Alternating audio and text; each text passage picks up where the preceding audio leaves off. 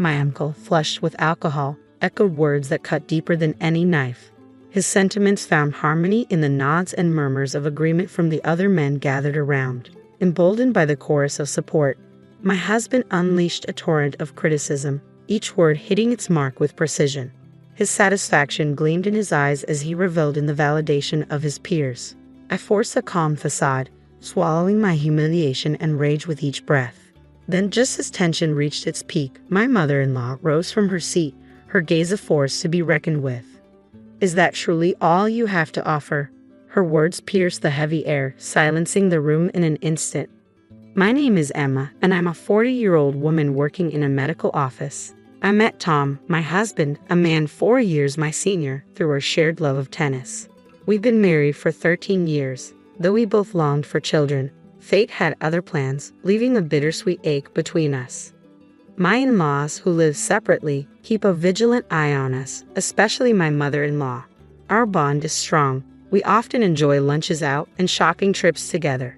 Losing my mother at a young age made my mother-in-law's presence all the more significant. She embraced me with a mother's love, cherishing me as if I were her own flesh and blood. While our marriage initially thrived, over time, my husband's demeanor shifted. After about a decade, he became increasingly domineering. His once gentle kindness toward me evaporated. Moreover, his workload burgeoned, leading to frequent overtime and business trips. 3 years ago, he was reassigned to a different department, exacerbating our disconnect. He now spends half the week away from home. Upon his sporadic returns, his demands are curt and dismissive. "Dinner," he barks, or "Is the bath ready yet?" treating me as if I were merely a servant. Fed up, I once dared to voice my grievances. "You're not a child anymore. You should at least handle your own clothes," I protested. His response was chilling. "What nonsense is this? Your role is to obey me as your husband. Don't complain, you're my wife." For what felt like an eternity, my husband's accusatory finger jabbed the air, his voice rising in a crescendo of abuse. This ritual of verbal assault would replay whenever his mood soared, a relentless cycle I couldn't escape.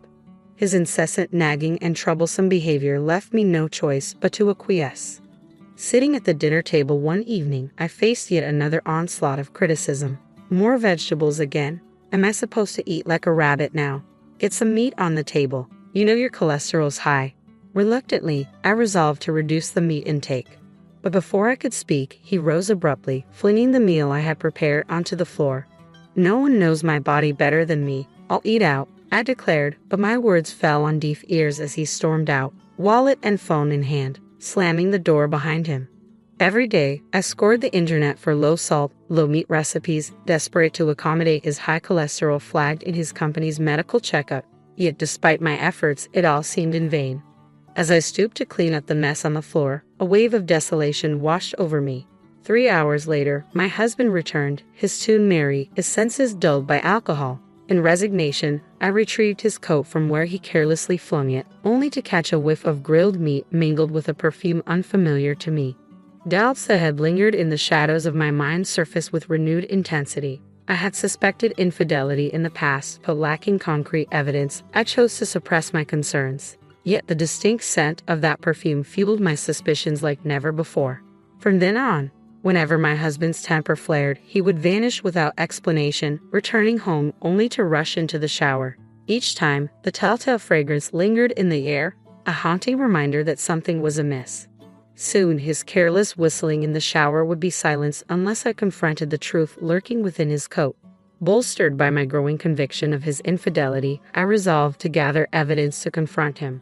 3 weeks later, on New Year's Day, we made our customary visit to my in-laws' home, where relatives congregated for the annual celebration. The table was adorned with a feast prepared lovingly by my mother-in-law, a colorful array tempting the senses. Amid greetings exchanged and well wishes shared, my husband's discontent simmered just beneath the surface. "Don't hold back, Emma. Dig in," my mother-in-law encouraged, to which I gratefully replied. Yet my husband's gaze bored into me with disapproval as I savored the meal, appreciating the effort put forth by his mother. "Where are the chopsticks?" His voice pierced the air, breaking the harmony of the gathering. Hastily, I fetched them from the kitchen, presented them to him, only to be met with another demand. "And the cups?" he queried, his irritation palpable. Shouldn't she anticipate these things without being asked? You need to be more attentive to your surroundings, he chided, his words like barbs aimed at my every move. Despite the presence of our extended family, my husband's verbal assaults persisted. I'm not a mind reader. You have to communicate with me, he insisted, his tone cutting through the festive atmosphere. Suppressing my frustration, I handed him a glass, which he accepted with a charming smile as he sipped the sake poured by our relatives. Would you care for a drink, Emma? My uncle kindly offered, but my husband interjected, she's on chauffeur duty today, dismissing the gesture. Meanwhile, my mother-in-law and the other women toiled away in the kitchen, preparing lunch and attending to the needs of the men. Donning an apron I brought from home, I joined the flurry of activity, working tirelessly alongside them, while my father-in-law and the other men reveled in their merriment, consuming one bottle of sake after another. The sounds of their boisterous laughter filled the air. Expressing her sympathy for our busyness, my mother-in-law interrupted our tasks to offer us a respite, serving steaming cups of tea. As we sat together, engaging in light conversation, my husband's voice echoed from the living room, a reminder of the tension simmering just beyond our temporary sanctuary. Let's spice things up with some honesty, shall we? A little stress relief for the new year, my husband proposed to the delight of the gathered guests. The loser of a round of rock, paper, scissors gets to spill the beans, he declared, his words slurred from alcohol. That sounds like a riot, my mother-in-law chimed in, her interest piqued. Little did she know, I had my own agenda for this New Year's Eve gathering. As the game commenced with enthusiastic shouts, I seized the opportunity presented by my husband's unexpected suggestion. Retrieving something from my bag, I discreetly tucked it into my apron pocket. Amidst the raucous game, the losers vented their frustrations about work and bosses, met with sympathetic nods and murmurs of agreement. It's all too true, the chorus of listeners echoed. Finally, it was my husband's turn to air his grievances, having lost the game of rock, paper, scissors. Anticipation and anxiety knotted in my stomach as I awaited his revelations. My complaint is that my wife lacks attractiveness, and her cooking leaves much to be desired. My husband's words struck me like a bolt of lightning, leaving me reeling in shock. My father-in-law, clearly uncomfortable, hastily cleared his throat. But when you two tied the knot, you couldn't stop praising her beauty and culinary skills, he interjected, attempting to diffuse the tension. That was ages ago, Dad. Nowadays, she serves up bland dishes filled with nothing but leaves like rabbit food. My uncle's demeanor darkened at the revelation. It's unacceptable. As his wife, she should step up her game. His sentiments found resonance among the men present. Unbeknownst to them, I had dedicated countless hours pondering my husband's health and meticulously planning our meals. Yet their words flowed freely, oblivious to my efforts. Overwhelmed by a cocktail of embarrassment and fury, I longed to escape. As the conversation shifted to complaints about wives, my husband led the charge. I toil away every day, yet my allowance remains unchanged. Stop your griping and obey me, my father-in-law chuckled in agreement, while the wives, downtrodden, remained silent. Then it was my husband's turn once more. Everyone else is blessed with children, he declared, but my wife is defective, incapable of bearing offspring. His callous words pierced me to the core, shattering the illusion of our marriage. The ache of unfulfilled dreams and the sting of betrayal weighed heavy on my heart, drowning me in a sea of sorrow and frustration. I inhaled deeply, willing the tears threatening to spill over to retreat. It'll all work out, Emma. My mother-in-law's gentle grip on my hand offered a modicum of comfort. With a heavy sigh, she rose from her seat, her countenance dark with a resolve I hadn't witnessed before. Is that all you've got to say? Her unexpected outburst jolted the men, accustomed to her usual gentle demeanor. The once vibrant atmosphere fell into an uneasy silence. Come on now, let's not ruin the fun, my father-in-law attempted to diffuse the tension, addressing my mother-in-law. Fun? Are you the only ones enjoying yourselves here? You should have put a stop to this. My mother-in-law's voice trembled with righteous indignation. Shame on you, speaking to her like that, labeling her defective. How dare you? She continued, her gaze piercing. Yes, she's right. My father-in-law's troubled expression betrayed his discomfort as he averted his eyes. We all have grievances to air, he conceded. Exactly. The women, previously silent, erupted in support, their applause ringing through the room.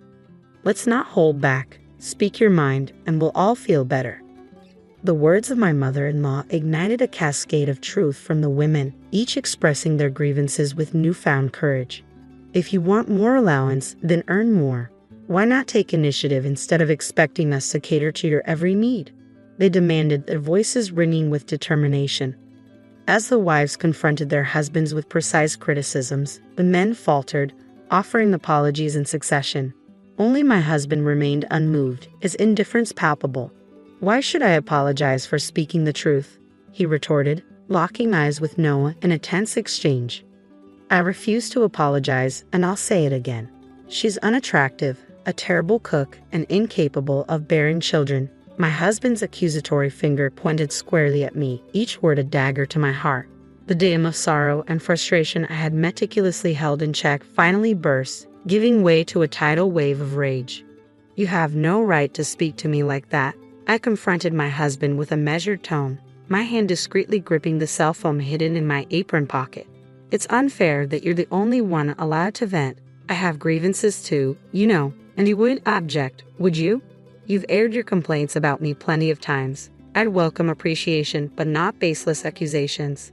With a deliberate motion, I withdrew an envelope from my pocket, scattering its contents across the table where our relatives sat.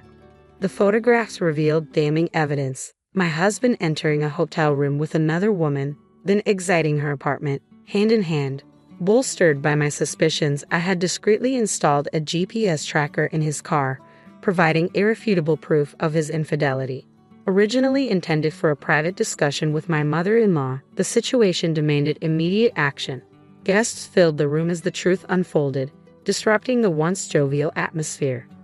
Frantically, my husband attempted to gather the incriminating photos. "Isn't it normal for husbands to stray?" He appealed to the men for validation, but his plea fell on deaf ears. No one in the room offered agreement, leaving him isolated in his deceit. As my uncle, once a supporter of my husband, denounced infidelity with a resounding "No, that's unforgivable," the other men nodded in solemn agreement. Yet my husband remained defiant. "You lot couldn't even dare to stray from your wives," he taunted, his laughter hollow and bitter. My uncle, spurred into action by my husband's audacity, rose from his seat. "Who truly bears the shame here?" he challenged, echoed by murmurs of concurrence from the men, their gazes piercing through my husband's facade. Despite his attempts to maintain a facade of strength and righteousness, my husband's demeanor reeked of desperation, leaving me repulsed by his arrogance. With resolve, I confronted him once more, armed with further evidence. "A week ago, I received a call from Maruka-san, your newfound love," I revealed, each word laden with the weight of betrayal. "She claimed you've been seeing each other for 3 years now." My husband's feeble attempts at denial only served to betray his guilt. "She even mentioned your subordinate, and the fact that she's 7 months pregnant," I continued, unmasking the deceit woven into his web of lies. "She pleaded for a divorce, stating that you refused to acknowledge the child." Fearing my reaction, his protests dissolved into stammered excuses as I extracted my phone from my apron pocket, placing it on speaker for all to hear. "Maruka-san, did you hear what I just said?" I asked, my voice trembling with a mixture of anger and sorrow. Through stifled sobs, her response came quietly but unmistakably. "Yes," she confirmed, her words carrying the weight of truth, shattering the illusion my husband had meticulously constructed. In fact, the day before New Year's, I had reached out to the girl, informing her of my intentions to call her the next day. Seeking insight into my husband's true intentions, she had agreed, and thus, I made the call just before confronting him. Overhearing the conversation, she was overcome with tears and fury. "He told me to wait until our divorce is finalized," she lamented, her voice trembling with betrayal. "I never uttered such words. Surely, as my wife, you understand, don't you? Why would I say such a thing? You're the one who betrayed me," my husband countered, his gaze falling to the ground in shame. "I'll never forgive you," she declared before abruptly ending the call, her trust in my husband shattered. Presenting the divorce papers I had prepared, I demanded his signature, only to be met with a storm of fury. "Absolutely not. I can't simply sign this on a whim. How dare you, sis? Besides, after all this, you'll owe me 2 million yen in alimony." "No, I refuse to divorce you. I simply don't have that kind of money," he protested, his demeanor devolving into childish petulance as he stamped his feet in protest. Witnessing my husband's unprecedented display of immaturity, I merely chuckled, but remained resolute in my demand for divorce and alimony. Tom, you're not a child. It's shameful. My mother-in-law's frustration with his pitiful behavior was evident as she scolded him with an exasperated expression. You can't just refuse divorce and alimony. Face reality with dignity. I pressed on, my tone unwavering. It's not that simple, Mom. Dad, you understand how I feel, right? My husband appealed, seeking validation. Absolutely not. I can't condone your actions. My father-in-law's response was firm, leaving my husband with little recourse. Reluctantly, he signed the divorce papers and agreed to the alimony, his tears held back only by sheer willpower. Believing this gathering to be the opportune moment to expose my husband's infidelity, I pushed him further. Oh, by the way, I've terminated our lease at the end of the month. One home should suffice for you, shouldn't it? My words were met with applause from the women and deep sighs from the men, and my husband left my in-laws' house, seemingly fleeing from the attention of everyone present. The next day, they filed for divorce at the city office and relocated to a rental apartment I had already arranged. Additionally, I sought 1.5 million yen in alimony from my ex-husband's unfaithful partner. It would have been a harsh blow for the girl, having quit her job upon learning of her pregnancy. But forgiveness was out of the question. After losing his apartment, my ex-husband sought refuge with the girl. Promptly, he acknowledged paternity upon divorce. However, she eventually severed ties, demanding 1.5 million yen per month in child support. Moreover, my ex-husband resigned from his job following the scandal's exposure, making it untenable for him to continue with the company. Left abandoned by his parents and unable to secure a new job, my ex-husband resorted to sleeping in internet cafes and juggling part-time gigs to meet his alimony obligations. Susan, my former mother-in-law, confided in me about his deteriorating health, citing elevated cholesterol levels and the toll his self-indulgent lifestyle had taken since our divorce. Interestingly, Susan and I forged an unexpected friendship post-divorce, growing closer than ever before. Now I find solace in the tranquility of my life, relishing the peace that comes with solitude. My in-laws left my mute and bedridden sister-in-law with me and went on vacation to Hawaii. Before they left, my husband Jack told me it's my job to take care of her and not to slack off. As soon as Jack and his family left, my sister-in-law, who can't speak, sat up and said we should get going too. My name's Lisa. I'm 29 years old. When I was a teenager, I dreamed of becoming a pop star. But as I got older, I realized it was just a passing dream. And before I knew it, I was in my late 20s. I met Jack through a friend and started dating him because my mom, with whom I live, kept asking when she would see her grandchild. Jack once dreamed of being in the entertainment industry too, but now he works at a big company in downtown Manhattan. After college, I worked at a bank until I got married and quit.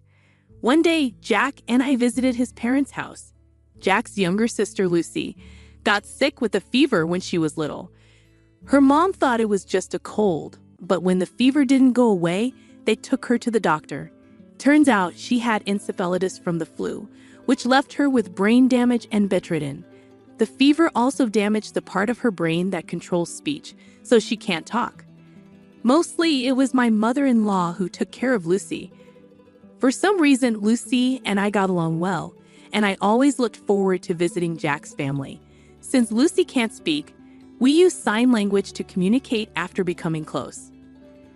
I also naturally learned sign language. One day, I signed to Lucy. "We're like best friends who've known each other forever, aren't we?" She replied, "Yes, we are. Let's stay close friends forever." I said, "Of course we will." However, my mother-in-law, who is quite different from Lucy, was always sarcastic towards me. Jack and I live about a 30-minute drive away from his parents' house.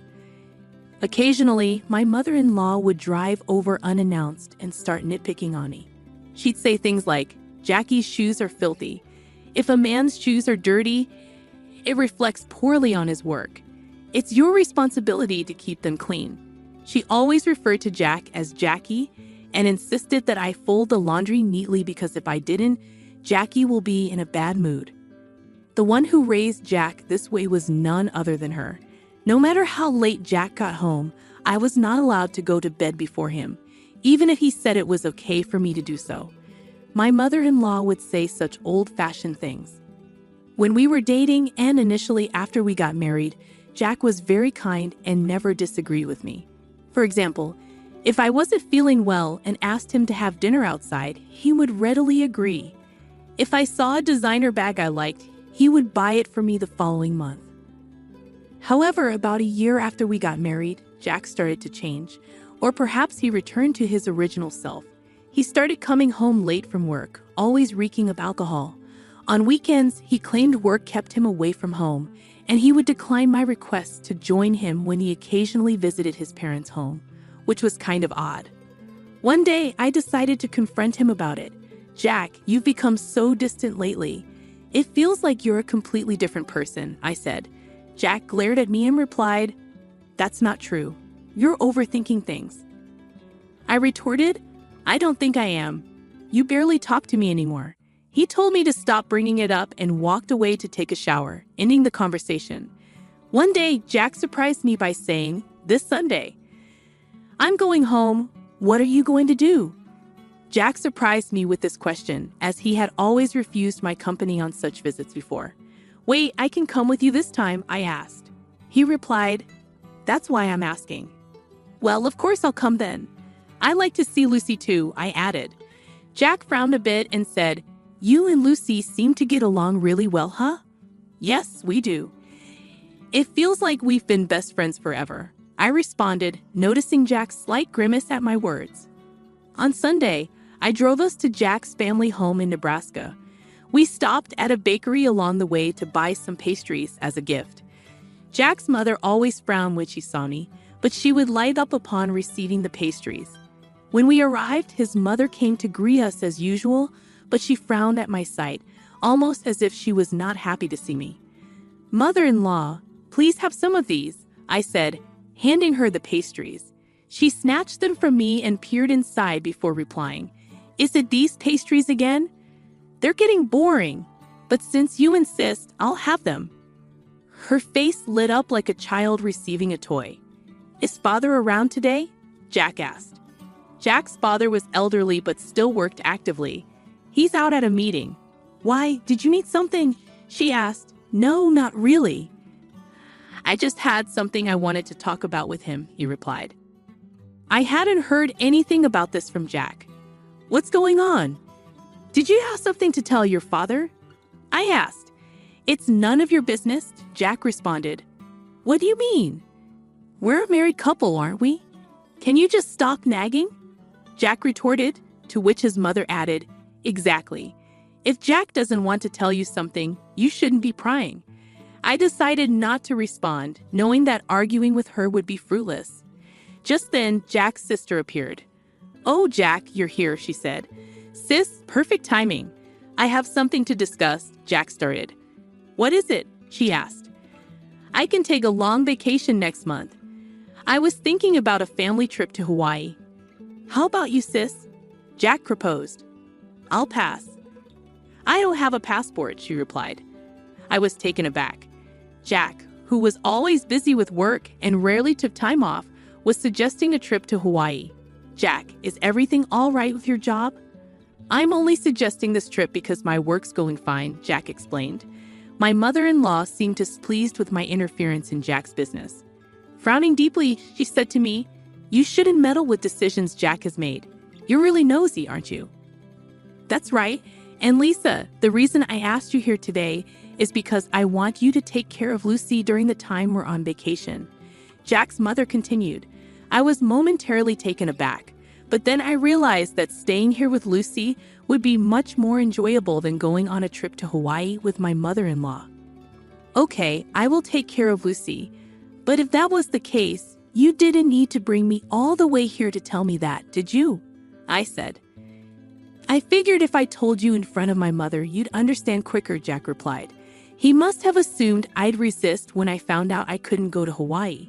And if I did, he wanted my mother-in-law to forcefully convince me. It was clear to me that this was his intent. I was left feeling dumbfounded and left the room to head to Lucy's room. Lucy looked delighted to see me. "It's been a while. How have you been?" I asked. "I'm good. "What brings you here today?" "Jack asked me to come with him to our parents' house, so I did. But it's strange. Before, whenever Jack came here, he used to tell me I couldn't come along. My brother is definitely hiding something. He's always been secretive. So apparently he's going to Hawaii next month, but I'll be staying back. I think that's better though," I said with a smile. Lucy also replied with a grin. "In that case, you should come over and stay here." "Sure, I'll do that." After that, Lucy and I had a great time chatting. I always wondered why Lucy and my mother-in-law were so different. About an hour later, Jack came to get me, and we headed home. At that time, Lucy gave me a slight wink. She revealed a shocking truth and an even more shocking plan to me. A month later, on the day of the Hawaii trip, Jack and I went to his parents' house. Although I wasn't going to Hawaii, I brought my luggage to stay at my in-laws for a week with Lucy. When I returned to the living room, everyone going to Hawaii was already there. It seemed that Jack's father wasn't going, as he wasn't present. As the departure time neared, the entire family, with Jack's voice rising above the rest, chimed in, "Taking care of Lucy is your job. Don't slack off."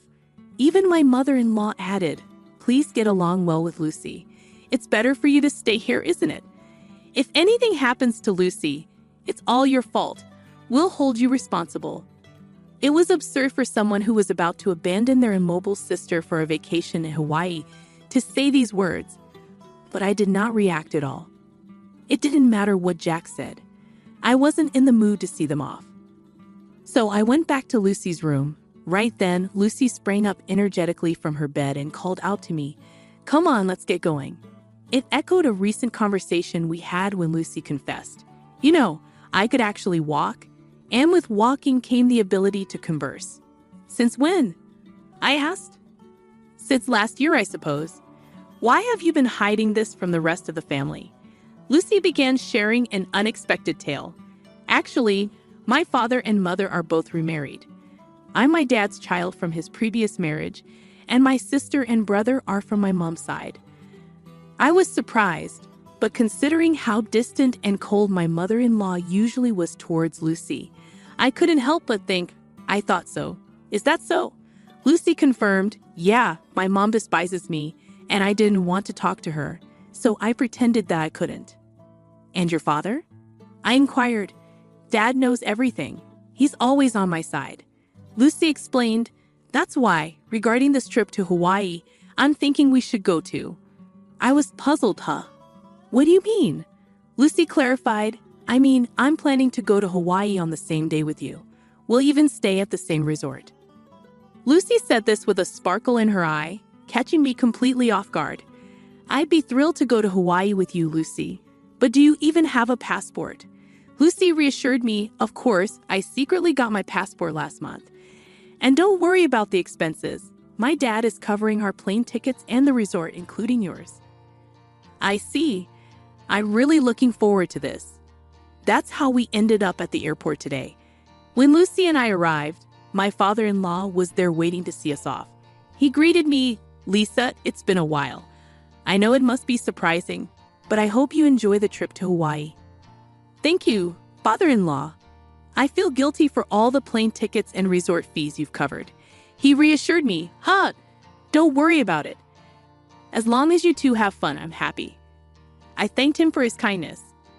After that, we boarded a plane from a different airline than my husband's family. We landed in Hawaii early in the morning, took a taxi from the airport, and checked into the resort hotel. Lucy and I were sharing a room. I mentioned to Lucy, "Your father seems pretty well traveled." Lucy confirmed, "Yeah, he's been on several international business trips. He's even been to Hawaii a few times." "So what's the plan?" "I'm guessing my mom and everyone will dine at the restaurant here tonight. I'm thinking of surprising them." Lucy suggested, "That sounds like fun. I'm excited. Should we get some rest to recover from getting jet-lagged?" "That sounds like a good idea." I couldn't sleep at all on the plane. After taking a shower, we climbed into bed and quickly fell asleep. We woke up around late afternoon, close to 4 o'clock. Lucy was already awake, starting to wear makeup. "I'm sorry I slept too much," I said. "No, don't worry about it. I just woke up too. We really had a good sleep, didn't we? Fully recharged and ready for our battle, Lucy replied. Around 7 o'clock, I said to Lucy, I'll go and see at Chuck, the restaurant. As I was looking for Jack and his party from the shadows near the entrance of the restaurant, I found them dining joyfully in a far-off spot. I was too far away from them, so I decided to venture deeper into the restaurant. From my position, all I could see was their backs, and it was hard to identify anyone. But I spotted the back of a young woman that I didn't recognize. There wasn't any such woman when they had left Jack's parents' house. Upon seeing this, I was taken aback, nearly letting out a loud gasp, but I managed to suppress it. When I strained my ears, I could intermittently hear Jack and my mother-in-law's voices. I'm glad it's not that woman today, Jack said. Yeah, I really drew the short straw. She's tainted my family record. If only we had an elegant daughter like her from the start. I want to divorce her and start fresh soon. Try to find a reason for the divorce and extract a hefty alimony from that woman. Even without a cause for the divorce, it's fine. I can fabricate as many as I want. She's so bad that I want to throw her in the trash. I want to see my grandchild from you and her soon, my mother-in-law said to the woman with a smile that she had never shown me before. I was driven by the urge to step forward and confront the woman, but I held it in. I returned to my room and told Lucy that it took a while. I'm sorry. I saw something shocking. Jack brought a woman that I've never seen before, I explained. What? Lucy was surprised. I was about to scream. Jack and my mother-in-law were continuously bad-mouthing me, and Jack even said he would find a reason for divorce. That's terrible. Jack called me a bad catch, but seeing him with another woman, I felt relieved. Now I can divorce him outright. That's a good thing. Shall we make our entrance then? Lucy suggested. Lucy and I headed towards the restaurant hall. When we entered the restaurant, we requested to sit near Jack's table and were able to get a seat quite close to them. They didn't notice our arrival, and as we were sitting quite close, we could hear their conversation well, which was still filled with derogatory comments about me. I was amazed and ended up giving a bitter smile at how they could badmouth me indefinitely. Seeing my face, Lucy gave a nod with a smile, which was a cue for us to begin our counterattack. I stood up from my seat, stepped forward towards Jack, and shouted, "Are you all having a good time?" I'll never forget the look on Jack and my mother-in-law's faces at that moment. Their mouths agape, eyes wide open, they froze for a few seconds. After a few seconds, my mother-in-law finally spoke. "Why are you here? And how did Lucy get here without a wheelchair?" At her words, Lucy stood up, gave my mother-in-law a smile, and said, "I don't need a wheelchair. Thanks to you, my body and speech have returned to normal. I must have caused you quite a bit of trouble for a long time." "When did you regain your ability to speak?" my mother-in-law asked. "I wonder when that was. Maybe last year," Lucy replied calmly. "Then why did you hide it until now?" my mother-in-law questioned. "Because it was better if you guys continued to believe that I couldn't speak. You and Jack were speaking ill of me earlier, weren't you?" Lucy's revelation made my mother-in-law's face turn pale in an instant. "What do you mean?" she asked. "Yeah, we weren't saying anything bad about you, Lisa," Jack retorted. "That won't work. I recorded everything on my phone. Do you want me to play it back right now?" I countered. My mother-in-law fell silent, but Jack stood up, barking, "Lisa, you've been causing me trouble all this time, and now you're making these outrageous claims." Jack's accusations only fueled my resolve.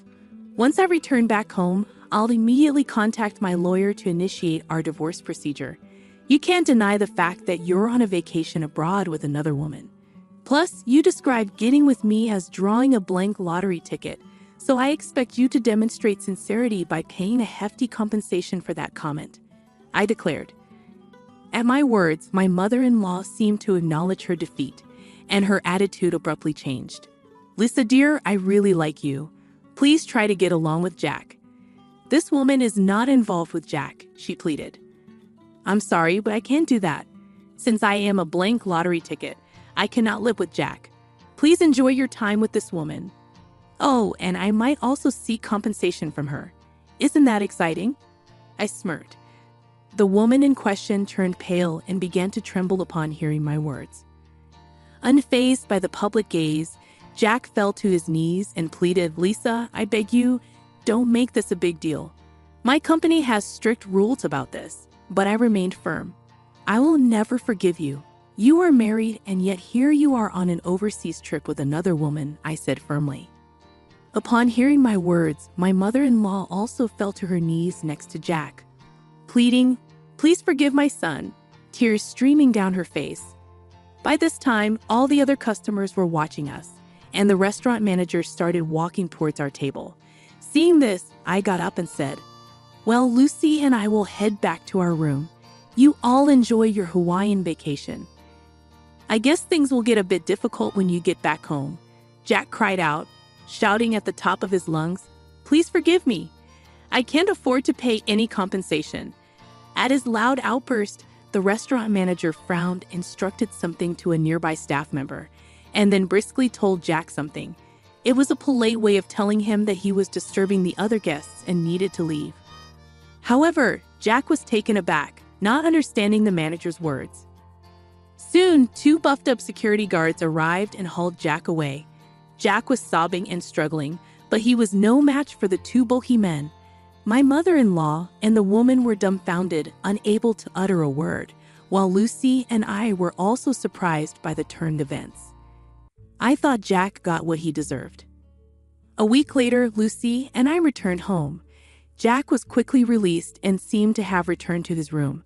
However, I later heard that he had been in a state of shock since returning to his room and had kept to himself until the end of the trip. The day after I returned home, I went to the law firm where my old college friend worked to request a divorce proceeding. Unfortunately, my friend was not present, but a female lawyer was assigned to me. She was very easy to talk to, and I was able to explain everything that had happened. After listening to my story, she assured me that a divorce was possible, that I could claim alimony, and that she would investigate the woman who was with Jack in Hawaii before determining whether I could claim alimony from her as well. A month later, the female lawyer contacted me and informed me that it had been proved that Jack had been dating the other woman for about 6 months. Hence, she said it was possible for me to demand alimony from this woman too. I requested the female lawyer, "Please squeeze as much alimony as you can from Jack and his woman." She smiled and nodded. 2 months later, I was officially divorced, and into my bank account was deposited the alimony from the 2. I mumbled as I saw the amount, and that's karma for calling me a blank lottery ticket. 3 months later, Jack and my mother-in-law suddenly visited my place. Despite it being only 3 months, they had lost a lot of weight and looked completely haggard. I asked them, "What do you want?" "I don't want to see your faces." Jack replied in a thin voice, "I'm sorry. Could you lend me some money? I've lost my job," and the woman ran away. "I don't even have money for food." My mother-in-law also spoke in a whisper, "I've divorced my husband too. I don't have money. Please, I beg you." My mother-in-law was in tears. I responded, "Too bad. I have absolutely no obligation to help you, and even if I did, I would never help you guys out. Now please leave." After they left, I sprinkled a large amount of salt at my entrance to get rid of bad energy from my house. Yesterday, you overheard our conversation, didn't you? My eldest son and his wife are returning home for the birth of their child. Consequently, I need you to clear your belongings out to the yard. Excuse me, but you can't have kids anyway, and you don't contribute to my son's work. The least you could do is make some room, especially since I'm paying $10,000 in rent. This situation is becoming too tiresome to deal with. I'm currently living with my mother-in-law, but she now wants me out of the house because my brother-in-law and his wife are returning. With my mother-in-law, brother-in-law, his wife, and my husband, this house is full of problems. I've been trying to maintain a smooth household, but it's becoming a hassle to think about it all. I'm done thinking. Okay, I'll leave, but I can't just put my belongings in the yard, so I'll come back later to pick them up. You're leaving? Thank you. That's a big help. Ignoring my pleas, my mother-in-law, I started packing my things and left the house. 7 seconds after stepping out the door, I took out my phone and called a junk removal service. Once I stopped thinking, no one could stop my actions. I'm Linda, a 40-year-old egg consultant. My husband, Mark, also 40, runs 3 restaurants as a sole proprietor. Although people often assume we've been married for a long time with kids, we're actually newlyweds. We both lived as workaholics and only married at this age. I had given up on marriage just before turning 40, but a random visit to a bar after work changed my mind. "Is this your first time here?" Mark asked with a smile as I sat at the end of the bar. I had been curious about the place for a while, and this time I decided to go in as a reward to myself for working hard. Mark assured me that many women come alone, and I felt comfortable as a loner at the counter. I became a regular, always sitting at the end of the bar, and it became normal for Mark to chat with me while I ate. I'm always busy with work, and I can't talk much. How about we go out for dinner sometime? Excited about the chance to dine with a restaurateur, I eagerly agreed. Our conversation slowly drew me to Mark's dedication to his work, and he grew fond of me seeing that I was a hardworking person. We started dating, and 2 years later, as we both turned 40, we decided to get married. Feeling shy about being a bride at 40, I asked my husband to skip the wedding ceremony, and we just took some photos of us dressed up. After getting married, I moved from my apartment to my husband's 3-story house with a garden and parking in a high-end area where the rent is around $1,000. Living with my 70-year-old mother-in-law seemed necessary, given the circumstances. I immediately agreed, but after moving in with my mother-in-law, I regretted accepting so quickly. When I settled into my husband's house, I realized it was too big for just the 2 of us. In addition to our bedroom, I had a lavish office room for myself, and there were many spare rooms. Curious, I asked my husband a simple question: why do we need such a big house just for you and your mother? My husband explained that he has a brother 3 years older than him who left home after college, and they've lost touch. He hasn't been home for a few years, and my husband anticipates that one day he might return, which prompted them to rent a bigger house. I expressed my opinion that it might be a little too big. "Well, I got married and you came, so I guess it all worked out," my husband said with a smile as he unpacked my books and arranged them on the shelf. He shared stories about his brother Daniel, who seemed to be hopping from job to job. Despite his brother's situation, my husband didn't harbor negative feelings towards him. "Don't talk about that kid. What if he really comes back?" My mother-in-law appeared at the doorway of what would be my office, seemingly checking on us. It was clear she didn't have a good opinion of him, unlike my husband. I worried that conflicts might arise between my husband and mother-in-law regarding his brother someday. "I'm not too fond of you either, Mom." "Come on, we're going to live together now, so stop saying things like that," I said. My mother-in-law walked away, and my husband apologized, assuring me he would talk to her. I told him it's okay. I had a similar talk when we met for the wedding. "I'll build a relationship with your mother as we live together," I assured him, taking a book from his paused hands and placing it on the shelf. It seemed she didn't like my age. Being 40 makes it challenging to have children, and my mother-in-law probably wished Mark had married someone younger. Once the move was complete and our married life officially began, my mother-in-law's coldness towards me became evident. While there was no harassment or physical violence, she ignored or avoided me as much as possible. It felt a bit lonely, but I decided to consider it okay for now and hope to build a relationship with her over time. More pressing was my concern for Mark. "Are you okay with your work?" I asked him. "No, it's pretty bad. I need to take action soon, but it's tough to arrange the finances," Mark replied, sitting at the dining table with his head in his hands. I abandoned the dishes and settled in front of him, eager to listen. "These are tough times," Mark began, his voice heavy with concern. "Prices are soaring, expenses climbing, and customers are tightening their wallets. There's no end in sight. If this keeps up, I might have to close another one of our stores." About a year into our marriage, the situation at Mark's restaurants worsened. One of the 3 stores had already closed, and it seemed another might follow suit. Seeing Mark's troubled face weighed heavily on me, but my mother-in-law appeared unfazed by these challenges. "You're Mark's wife, but you don't help out at the store. You just do your own job. Can you really say you're fulfilling your role as a wife?" My mother-in-law's voice cut through the air from the living room, having overheard our conversation. I wondered what she was thinking, but she had her own perspective. Mark has been running his own restaurant for nearly 10 years, overcoming various challenges. I believe he'll pull through this time too. You, his wife, shouldn't be making that face. Are you trying to feed into his anxiety and make him fail? "What a terrible wife," she shouted again, her words dripping with spite and venom. I knew she wasn't simply trying to provoke me, but there was some truth in her words. Taking her words positively, I resolved to support Mark to the fullest, smiling reassuringly at my anxious husband. A year later, just as she said, Mark managed to turn the situation around and avoided closing a second store. "See, I told you," I said to my mother-in-law. "A stupid wife who can't even trust her husband.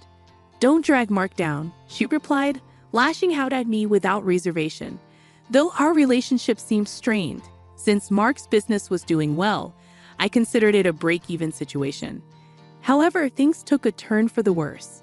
Mark, having stabilized the business and with some extra money, seemed to get carried away, and rumors of his affair surfaced.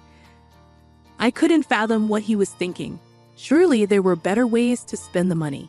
It's peculiar how bad situations tend to pile up.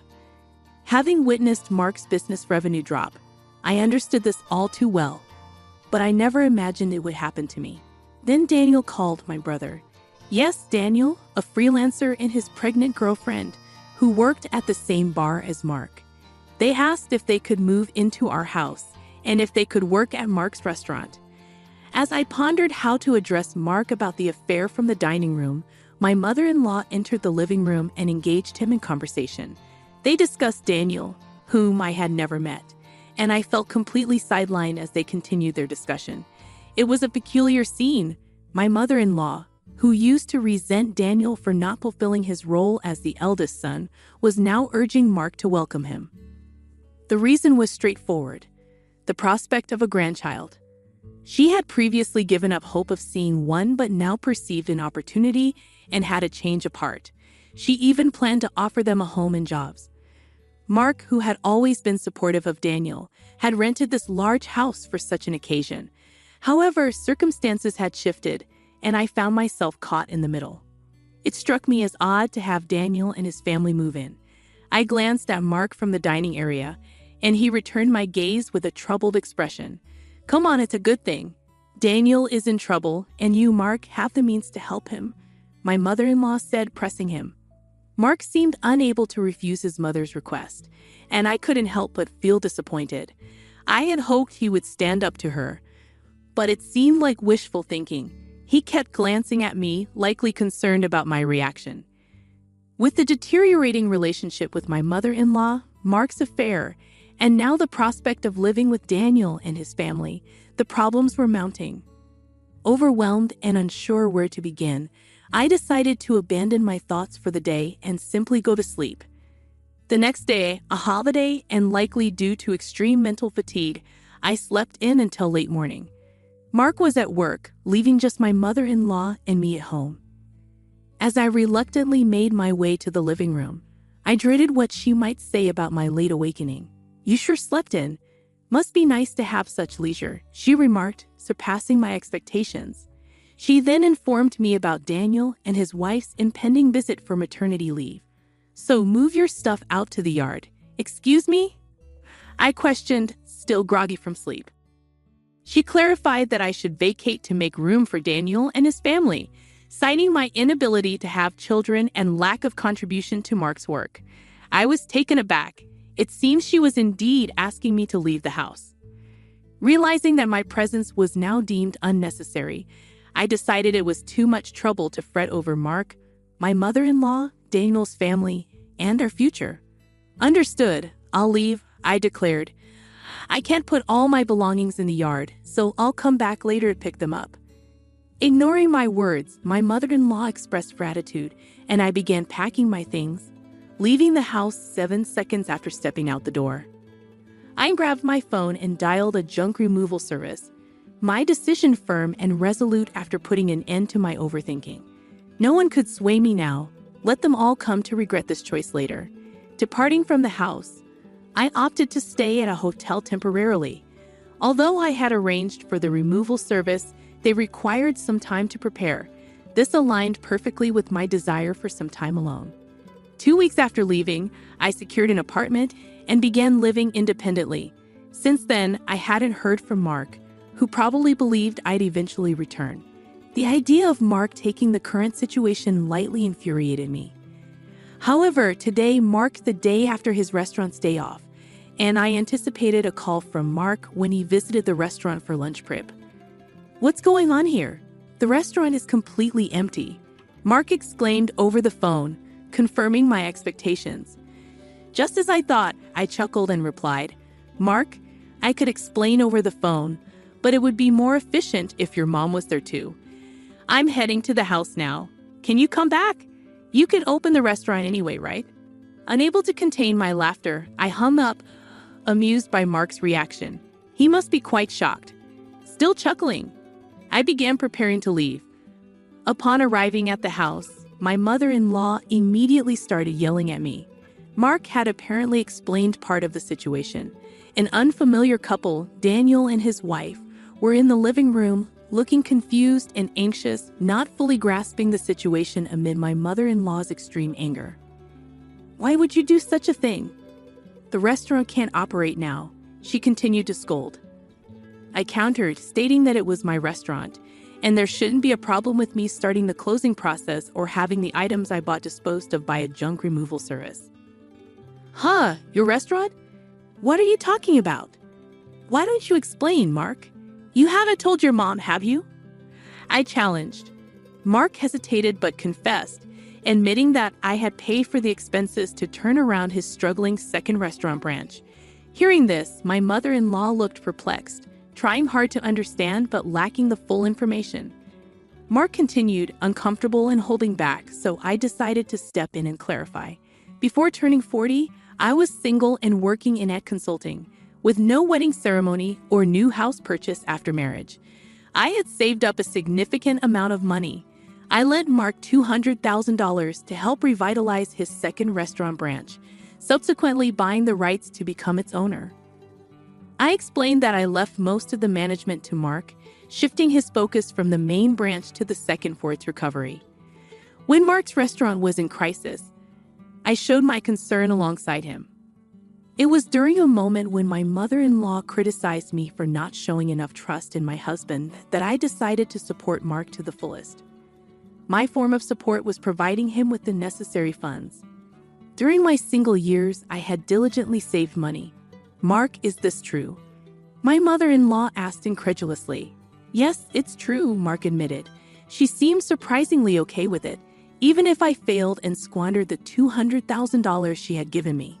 Given the sizable amount, she suggested that if it was destined to fail anyway, it might be simpler for me to become the owner.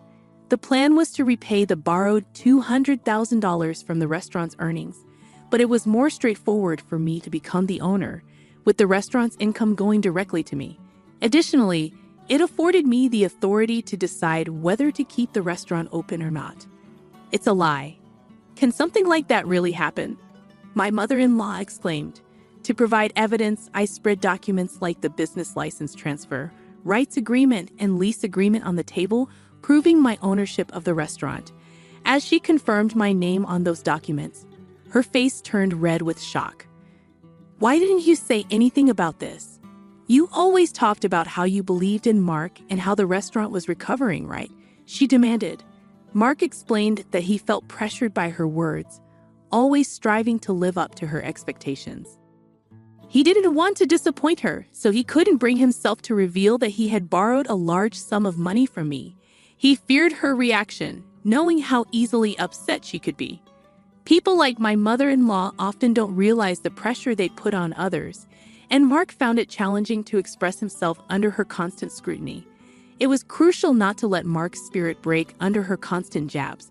especially when the restaurant was finally turning around. That's why I kept quiet too. Mark and my mother-in-law apologized, and it seemed like everything was being resolved amicably. However, it was far from satisfactory for me, and the discussion was far from over. I handed Mark a divorce paper, shocking him.